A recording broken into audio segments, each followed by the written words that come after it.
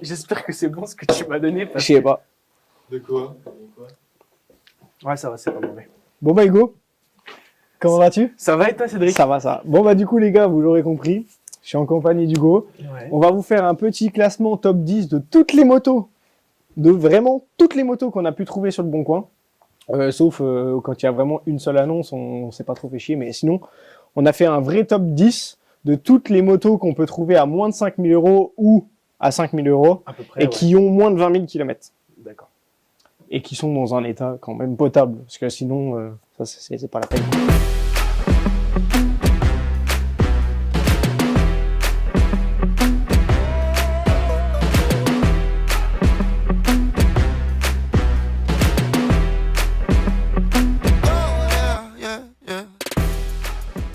On reste vraiment que sur du A2, donc jeune permis, moins de 5 000 €. Une moto qui a moins de 20 000 km, c'est quasiment neuf. Donc pour partir sur des bonnes bases, et puis les gens, bah, si des fois ça vous plaît, les gars, n'hésitez pas. On pourrait peut-être faire un top 10-2. Pourquoi pas, pourquoi pas.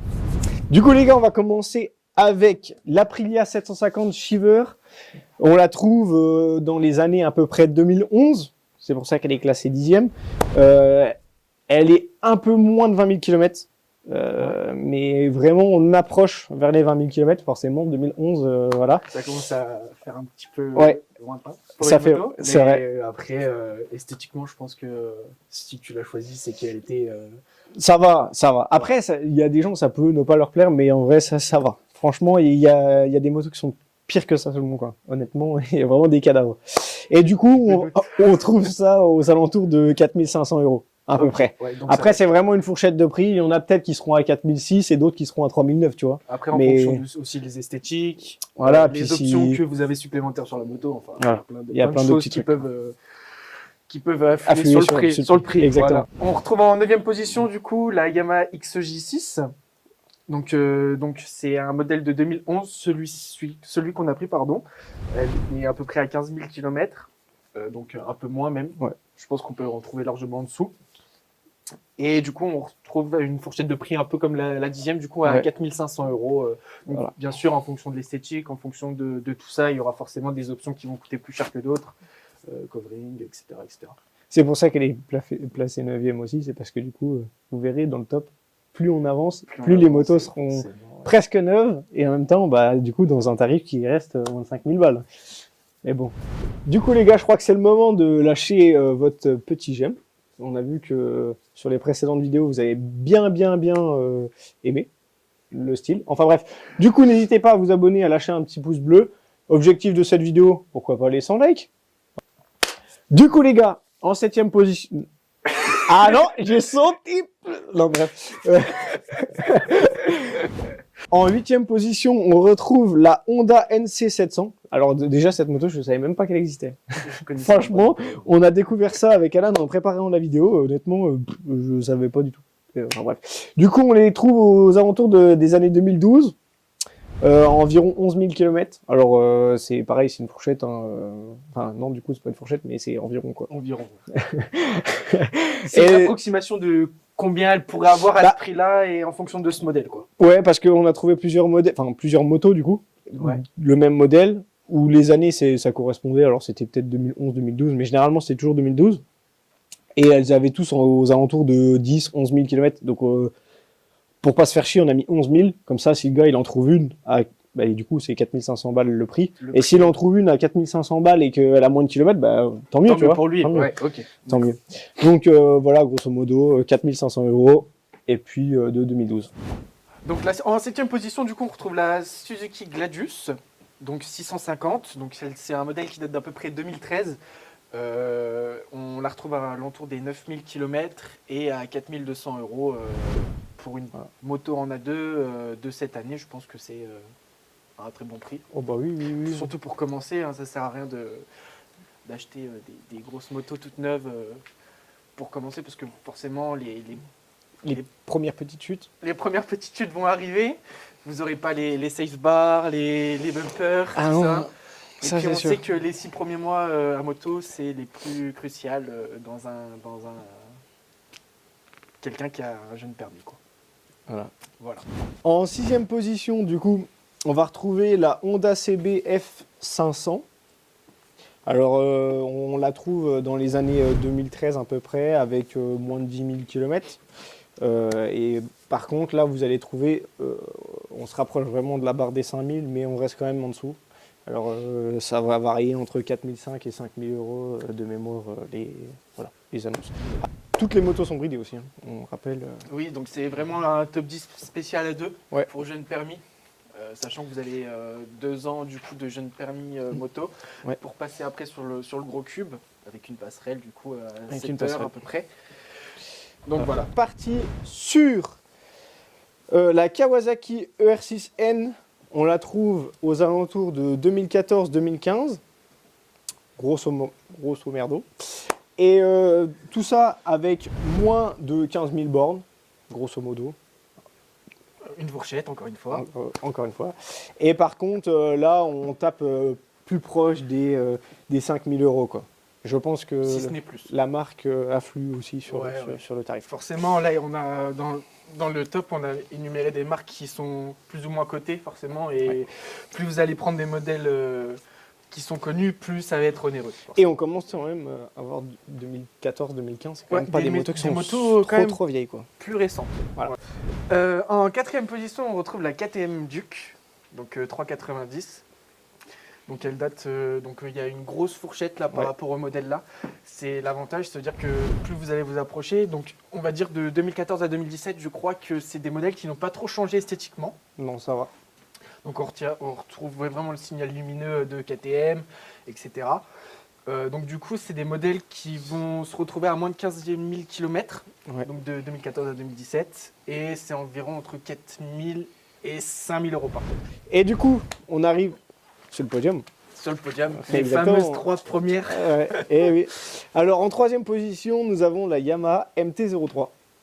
Alors celle-ci, vous pouvez la trouver entre 2017 et 2021 pour, on va dire, moins de 10 000 km. Donc c'est pas mal du tout.